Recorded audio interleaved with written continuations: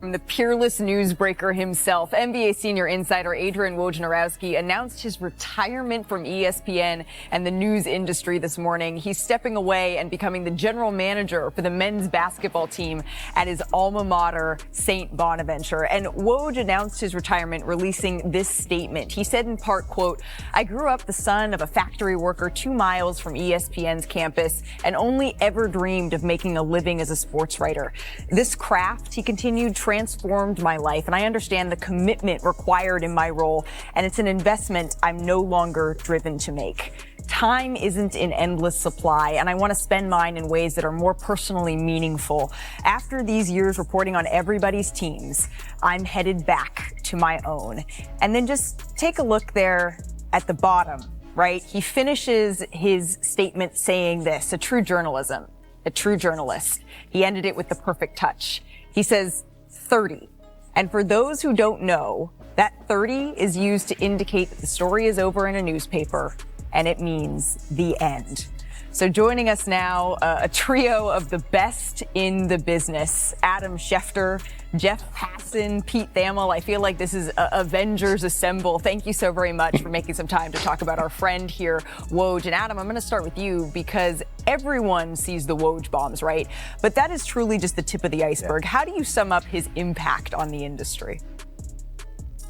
Well, we could start right here. The fact that all three of us are appearing with you on NBA Today, that's never happened before, and it wouldn't be happening were it not for Woj. But he has had such an enormous impact on the industry, so many people in the industry. He is a legend. He is the greatest basketball reporter who ever was. And I personally am so sad to see him leave. Honestly, I feel like a part of me has left our network and left our company. That's how much I have loved watching him work. That's how much I've loved getting to know him. And that's how much I've loved having him as a dear friend in my life. And he has had a profound impact on everyone on the set today, including you, Malika. Yeah. He's had a profound impact on the industry itself. And I have learned so much from him. And I'm devastated personally that he's not going to be with us. But I'm really happy for him that he's going to do something that he finds more fulfilling, more gratifying, and be able to help his alma mater and help St. Bonaventure's with its basketball program. Yeah, and that's why I'm so happy for him, Adam, because he's going and doing something that he absolutely loves after having spent a whole career doing something that he loved and was excellent at. And Adrian Wojnarowski changed this business. When he came to Yahoo back in 2007, and he was covering the NBA after being a general columnist at the Bergen Record and covering baseball and football and basketball and college sports and doing it all incredibly well, I was like, why is Woj just going to cover one sport? And the answer is because he saw where this industry was going. He understood the profound effect that the internet had and how specialization was going to be the most important thing. And nobody was as specialized and nobody was quite the specialist that Adrian was on his sport. And I think, Jeff, what all the people who enjoyed the Woj bombs or were shocked by them over the years could never fully appreciate is the singular obsessiveness it takes to work at that high level for that long. And I have a quick story of one night at Fenway Park during, I believe, the 2022 NBA Finals here in Boston, where I live. Woj and I were at the Red Sox game, and a pretty innocuous trade between the Mavs and the Rockets went down, and we're in the concourse of Fenway Park. And Woj stops where you put like the ketchup and mustard on your hot dog, and he looks at me and he says, "Pete, how do you spell Boban Marjanovic?" And I've never felt under so much pressure in my life. M-A-R-J-A-N. You got that exactly right. That is Woj to a T. I remember one time I went to a movie with a friend, and there was some news that he broke about the Brooklyn Nets during that time, and I wasn't reachable for like an hour. And when I got out of the movie, he made sure to say to me, "I haven't been to a movie in like 10 years, Malika. This is the dedication, right, that it takes to the craft." And he's joking a little bit, but truly, there's a very small fraternity, right, that knows what it takes to excel as newsbreakers in the way that Woj has for so many years. Jeff, can you just describe what that looks and feels like day in and day out? Woj is pretty much the only let me guy say- who I know if I text him at 2 a.m., he's going to write back. And he's the only guy who I know will text me on trade deadline day before I wake up saying, go crush it. And it's that support and it's that love and it's the understanding and just the feeling among the small fraternity of people who do this, who really only understand it if you have done it. We're going to miss that a lot from him because he is a great example and he is a great leader. And I'm just worried for the rest of the A10 basketball programs right now that have to compete with Adrian Wojnarowski. Sorry, guys, not going to go well. But let me say this, that the people assembled on this panel here understand it. But I always would say to people, there are only a handful of people that could understand what you do for a living and what it takes and what goes into it. And Woj was one of those. I would say that he understands what we do, what I do, better than my wife understands it. And when I heard him weighing what to do, and there you see a picture that we took in the cafeteria, and I see that and I get emotional, right? Because Chris Mortensen understood that, and he's no longer with us. He left the earth in February, and Woj had such great respect for him, and vice versa, Mort for Woj. And now Woj has stepped aside, and we talked about this, and basically he wanted his life back. He didn't want to have to work on holidays. He didn't want to be away from more family gatherings. He didn't want to have to, as we had to do in the past, take a shower with your phone up against the shower door so you could see a text that's coming in, or take your phone with you to the urinal and hold it in one hand while you're trying to take care of your business in the other. That's the life that we live. And that was a life that he chose not to do any longer because it takes over your life. You can't kind of do the job. You have to live the job. And he was done living the job. He wants to go live his life and work for his school and give back to younger athletes and help people beyond what he's done at the highest of high levels for however long he's done it. It's enough. He's had enough, and he gets to go out on his terms after he crushed it in free agency, after he crushed it during his career, and now he gets to do what he wants, which is exactly how it should be. And I think I speak for all of us here. Selfishly, we're going to miss Woj tremendously. It's really hard to overstate professionally how we're going to miss him. He's still going to be our friend. But personally, as his friend, I am thrilled for him because his raw passion for St. Bonaventure is visceral and real. And so is Amy Woj's, by the way. And I'm just as thrilled for her for all the interrupted dinners or blank stares as she's talking to him that now hopefully she'll get back a little bit through this. But I really want to dial in on how much Woj loves St. Bonaventure. Back when he was a print columnist, St. Bonaventure went through a scandal where they let in a player with a welding certificate. Everybody got fired right up to the president. And Woj's prose, if that still lives on the internet, was just some of the most vicious, and it was just rooted in the passion he has for the place. And Jeff and I were both at the NCAA tournament in 2000 in Cleveland when St. Bonaventure took Kentucky to overtime. Let's just say Woj's press pass wasn't the best emblem of professionalism that day.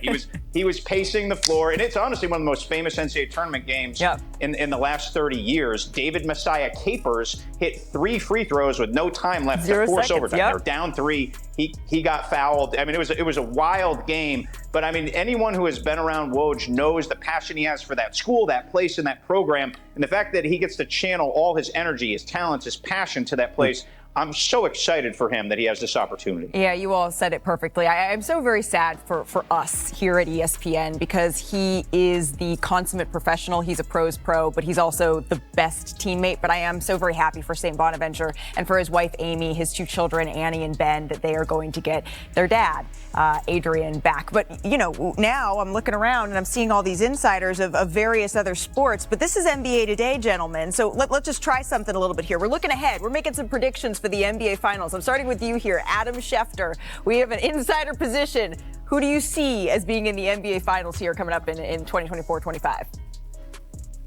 Well, let me just say this, and I said it before in Sports, and I cannot believe that LeBron lasted longer in the NBA than Woj, but Neither here nor there. I'll go on to my NBA Finals prediction.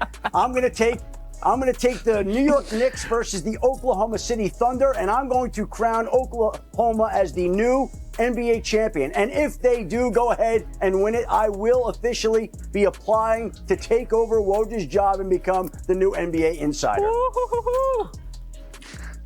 We all know that Adam knows the NBA very well, so I am heartened to say that I have the exact same pick as you do, Shefty. I picked the Oklahoma City Thunder because I live in Kansas City and it's the closest NBA franchise to here. Go. But the New York Knicks and everything they showed in the postseason last year and grinding as much as they did with all the injuries they had, New York deserves a finals team, and I think that's what they're going to get this year. All right, we got 2 for the Thunder over the Knicks. What do you got, Pete? Obviously, some heavy local bias up here in Boston, but we got a repeat coming here in Championship Town. Get the duck boats queued up. Get the Bonaventure Collective ready for an NIL fundraiser somewhere outside Fenway Park at some point in early June. Celtics, and I'll take the Thunder as well. We got to give a shout out to Brad Stevens, Joe Mazzulla, and the guys. And there's even a little local tie with Sam Presti at the Thunder, so there'll be some fun storylines, and hopefully Woj can raise some money to get a new power forward from a JUCO. I love it, gentlemen. Thank you so much for taking some time out of your very busy schedules to be with us here on NBA Today. And you saw this. There was plenty of reaction that poured in on social media today. Stephen A. Smith saying just what a loss it is for us here at ESPN, the absolute best in the business, Woj. He says, you know what, I'm going to miss you, buddy. And then see below there, Mark Spears, congratulations, best wishes to you and your family on your retirement. It was an honor to work with you for 15 plus years. Remember, Mark worked with Woj at Yahoo as well as here at ESPN. Podcast P with Paul George, the man who knew everything. Congrats to Woj on a legendary career.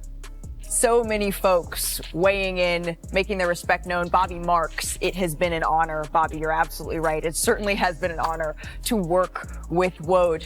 And then Isaac Okoro got off maybe the best tweet of the day, right? Reacting that he has the honor. No one can take this away from him of being the subject of that final NBA Woj bomb. I'm sure Woj is saying, all right, remain in the WNBA regular season, and the playoff picture began to crystallize with the penultimate night of the regular season action. So let's start here with the Liberty and the Mystics. I need some help from Rebecca Lobo to break this one down as New York, Rebecca, clinches the #1 seed with a win in this game. And this is a New York Liberty team. One of their goals all season long was to get home court advantage throughout the course of the playoffs. They were able to do that last night. When are they playing their best basketball? When they are sharing the basketball. 26 assists in the game yesterday. They also had 40 points from their bench, and that was a certain area of improvement that they were looking at from a season ago as well. Next couple highlights, you'll just show what they look like when they're moving the ball, when the players are moving, when they're sharing it. They looked really good yesterday after coming off a loss against Minnesota at home in their previous game. And this is exactly what you're talking about here, Rebecca, that ball movement leading to the easy three, and New York is able to get the win. But Janae Gumake, the game of the night, it may have went down in It did. Down the wire, you mean? Down to the wire in this one. Nafisa Collier getting set. We're going to pick this one up with just over a minute left because it was that insane. Man, leaving them in the dust. Look, Asia Wilson has been the front runner for MVP, but that, make no mistake, Nafisa Collier has been everything and then some for the Minnesota Lynx. But right here, when AT is hitting shots like that, you know she wants to compete. You know she wants to win. And then last but not least, I mean, look at this duck in, turnaround. That is an elite shot with a beautiful bounce around the rim. Oh, and then with 11.4 seconds left here, one of the final driving to the hoop. Beautiful play call, and just talking about on time, right on the money. That's what AT does best. But then here again for Minnesota. Winner, winner, chicken dinner, Bridget Carlton. Oh, Canada. So Minnesota gets the win. Last up, Janae, can we check in on the 4-5 matchup? Oh, goodness. Dribbles. Carlton open for three. It's a deep three. She hit it. BC. Oh, Canada. There it is. We had to hear Oh Canada before we moved on from this one. All right, last up though, let's take a look at the 4-5 matchup. The back-to-back champion Aces and a team true to your your girl was stressing yesterday.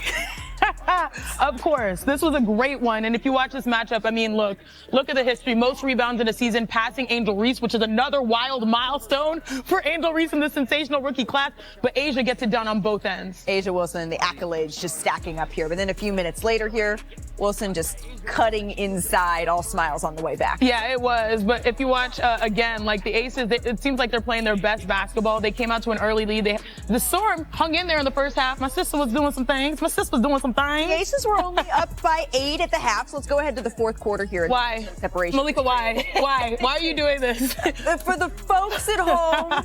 No, for the folks at home, yes. You have to recognize greatness, and that is Vegas. There are a lot of questions starting the season. Will they be able to pick things up where they left off as back-to-back champs? They're rounding into form at the right time. But I will say, no Jewel Lloyd, no Ezzy Magabor. That did affect the Seattle Storm as well. The Aces, though, they did clinch home court advantage with that win. So 5 playoff spots they're locked in here. Starting with the Liberty is the 1 seed, right? And then the 2nd seeded Lynx, who are going to face the Mercury in the only matchup that we know so far that is fully set. So then look at the 3 and 4. They're still up for grabs between the Sun.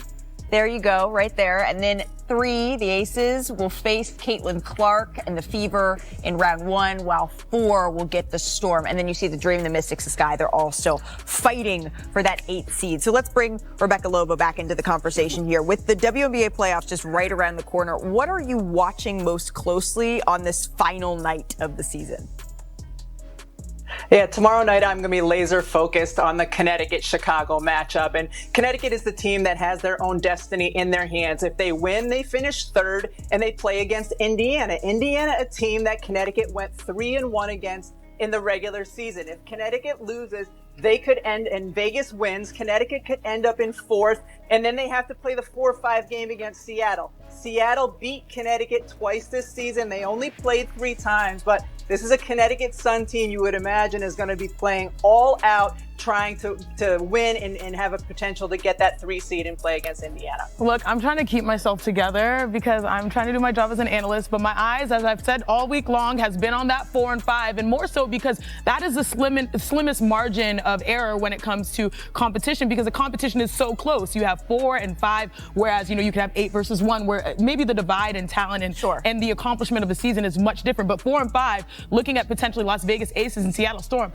I love this because these are 2 veteran-led squads that can go head-to-head. Let's start with Las Vegas. They're coming off as the back-to-back champs. Asia Wilson having the greatest scoring season in WNBA history. The guards are rounding into form. You've got Jackie Young, you've got Kelsey Plum, and then most importantly, Chelsea Gray. It seems like every game she gets a little bit more comfortable coming off of the injury that we watched in the WNBA Finals last year, but still she got an Olympic gold medal alongside this court. Now, if we flip over to the Seattle Storm, one thing we talk a lot about on this program, hey sis, with a mini, one thing we talk a lot about in this program is in the NBA, it's hard to win in the first year when you assemble big threes, when you assemble super teams.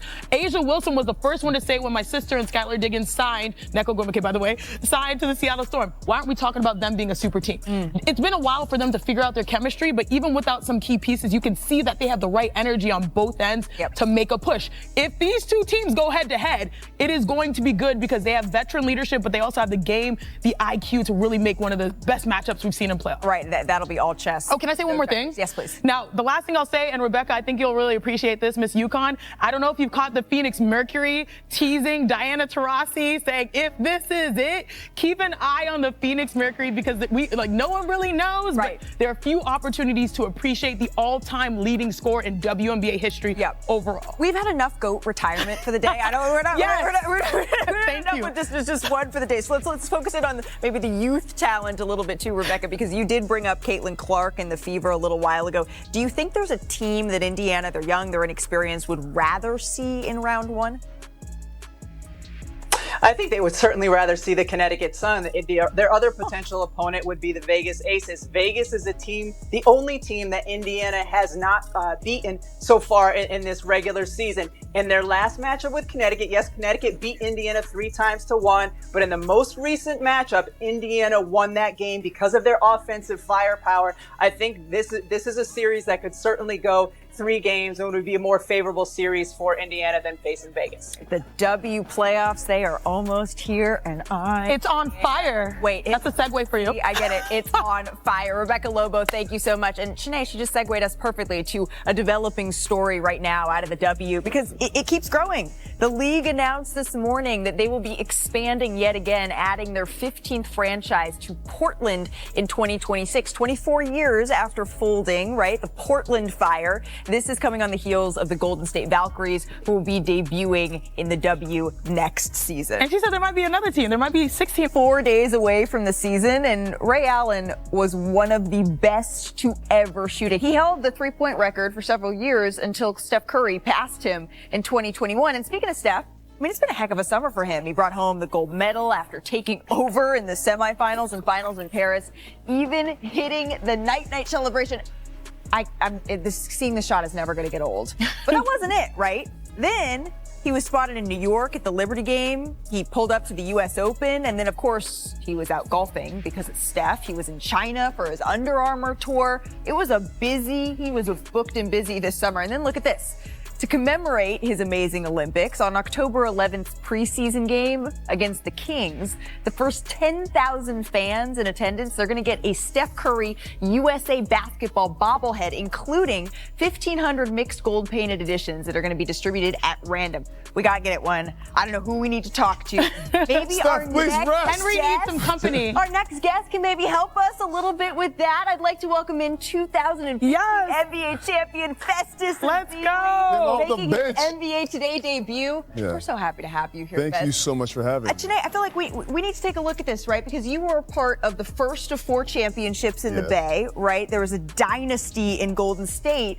But as you can see, you're where are you? Oh yeah, there you are, holding The up. best memory. I love everything about what this picture represents. It just was an incredible moment for the shift in Golden State. I love it, and this is why we need newspapers, because you can't hold up a tablet in these types of photos, right? But a lot has changed since this photo was taken. It was 9 years ago. Can you believe Don't it's do been that. long? Don't do that. 9 years ago, really? Already? Only 2 players remaining on that roster that you played with here, Fez, are Draymond Green and Steph Curry. But you saw this core up close. What exactly are they going to miss, and what is Steph going to miss without Klay Thompson in the Bay? Yeah, so with Klay Thompson, it's crazy. When you're in the locker room, you don't get to feel this as a fan, but in the locker room, Klay Thompson was such a huge boost for morale because of how low maintenance he was. And I'm going to show you guys on tape now, though, what it looks like to miss Klay Thompson on the Let's court. do it. Yeah. Step right up. All right, we're going to throw it back to 2016. Right here, the ring around the rosy over here. This is the chemistry right here between Steph and Klay. You put them on both sides on the court because you can't look left and look right at the same time. This is why the defense is so confused with this incredible ball movement. You have a wide open dunk for Andre Iguodala in the middle. I love this. I was a huge benefactor of Yes, plays you like were. this because you have both these guys on the court. Now, also, your job is putting Klay and Steph together, is making the defense just second guess. What do we do? Who do we follow? Do I follow the best shooter in the world, or do I follow the other best shooter in the world? And here you have Steph Curry making them think twice, slip the screen, great pass from Chris Paul. These are the plays that I love so much about the Warriors, but one of the reasons why they were able to win a championship, Shanae. Yeah, you started off with 2015, 2016, and then we fast forward to last year. That has been the playbook. But if we dive more into, first of all, that was a great breakdown. Oh, yeah, that was a Nigerian teammate. A little ring around the rosy for us. But how good has this backcourt been when we talk about shooting? The Splash Bros seasons with 200 3-point field goals made. Steph with 11, the most in NBA history. And then, of course, Klay tied for the second most in NBA history. Also, ever since Klay was drafted, the Warriors have been number 2 in 3-point make. So they're going to miss their guy, but they do have options. Let's dive into the potential starting lineup for the Warriors backcourt, because this is what it could look like. They have a couple of new guys at shooting guard. DeAnthony Melton right here could potentially be in the starting 5, but they have some options, especially with Buddy Hield. So if you insert him in, maybe at that shooting guard position, this is someone who has made in the last, 3 years, the second most threes in the NBA. So if you're missing Klay. New Splash brother? It's not. Oh, is it brother? Is it? Okay, Is it okay, cousin? okay. I was- Slash cousin? There's some options. And then, of course, you also, I think you're pretty high on Pajemski, Brandon Pajemski, who could come in maybe in the starting lineup. Who knows? Like, he did all the intangibles to help keep them relevant and keep that playoff push alive. But I'll say this, that's the backcourt. Yeah. What about the front court? Because, we're bigs. We got to hold it down. The front does not work without the back, all right? So the big fellas, I got to talk about my big guys, okay? First of all, young guy. Draymond Green is going to play a center position, but it takes a toll on your body. So I want to highlight Trace Jackson Davis. Last season, he came out, huge showing. He was a tough dude, had a big dunk on Wemby. You know he's not going to back down from a challenge. I love this young guy. I love his prospect. His second year is looking to take a leap. Next guy is the veteran Kevon Looney. You know what he's going to do. He's going to come in, he's going to rebound, he's going to make sure Steph and Klay got open. Now, this season is going to be Steph and Buddy Hield or Brandon Podziemski. Having the big guys come on the floor, man, it's a thankless job, Sinead. You know about this. And we got to give love to tweeners as well, right? Because there's, Slow-Mo, Kyle Anderson. So they have some options. I know it's going to be hard for us to adjust not seeing Klay out there, and it's going to be an even harder adjustment for you, Miss Bay Area Malika Andrews. You know what? My whole family right now is just taking this segment in. But now that we've seen the Warriors present day, why don't we take a look at Klay's new home, guys? Dallas. The Mavericks, they're actually tied for the second best odds to win the West with both the Timberwolves and the Nuggets. All of this is according to ESPN Bet. So that is what the odds makers are saying here. I want to play a little fill in the blank here, if we could, as Kendrick Perkins joins us here. Tim Bontemps with us as well. But Festus, since you're new here, I'm going to start with... Wow, going with the rookie first. I'm going with the rookie first. What's up, Big Perk? We're just teeing it up for you, right? The Mavs are the blank best team with Klay in the Western Conference. Wow, okay. I will say the Mavs with Klay Thompson in the lineup are going to be the best team in the West. Oh, so you're just saying remove the blank. I'm just... the best. The best team in the West, and I know the Minnesota Timberwolves and OKC Thunder are going to have a lot to say about this as well. But I'd say you're replacing a little bit of defense with more shooting by adding Klay Thompson into the lineup. I told you about what he brings on the court, but his chemistry and morale is going to be boosted because of this. Perk, you're our veteran, so I got to turn to you. He says the best in the West. Yeah, I'm not going to jump off the porch like that, but I will say they will probably be second, maybe third, but the best team in the West is going to be Oklahoma City, especially with getting Alex Caruso and Isaiah Hartenstein.